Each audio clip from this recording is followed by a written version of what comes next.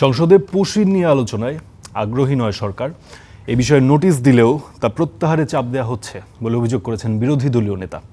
জনরায় উপেক্ষা করে সংবিধান সংশোধন কমিটি নয়, সংবিধান সংস্কার পরিষদ গঠনে অনড় অবস্থানের কথাও জানিয়েছেন তিনি।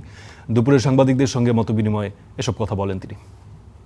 সংসদ নির্বাচনে কোনো কার্যকর জাতীয় সংসদ ভবনে সংসদ বিটের সাংবাদিকদের সঙ্গে বিরোধী দলের এই মতবিনিময় সভা। এতে বিরোধী দলীয় নেতা, উপনেতা, হুইপ সহ অংশ নেন অন্যান্য সংসদ সদস্যরা। এ সময় বিরোধী দলীয় নেতা বলেন, সংবিধান সংস্কার পরিষদ ছাড়া সংশোধন কমিটি চান না তারা। আমরা জনগণের দাবি ছেড়ে দেব না, ছেড়ে দেওয়ার কোনো অধিকার আমাদের নাই। We are committed. আমরা আমাদের কমিটমেন্ট ভায়োলেট করতে পারি না। আমরা তাইলে জনগণের সাথে বিশ্বাসঘাতকতা করবো, ওই কাজ আমরা করব না এবং আমরা কনফিডেন্ট এই দাবি আদায় হবে ইনশাআল্লাহ। সীমান্ত হত্যা পুশিন প্রশ্নে তার অভিযোগ, সংসদে এই ইস্যুতে বিরোধী দল আলোচনার জন্য নোটিশ দিলেও তা প্রত্যাহারের জন্য চাপ দেওয়া হচ্ছে। আরেকটা নোটিশ আমরা দিয়েছিলাম, কিন্তু সেই নোটিশটা নিয়ে গড়িমসি করা হচ্ছে। সীমান্তে পুশিন এই সমস্যা।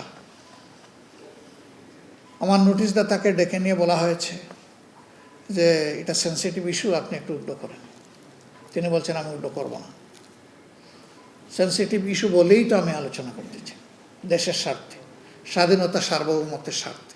এছাড়া জুন জুলাই অর্থ বছর না করে জানুয়ারি ডিসেম্বরে করার দাবিও জানান বিরোধী দলীয় নেতা doctor Shafiqur Rahman. Mazharul Islam, star news, Dhaka.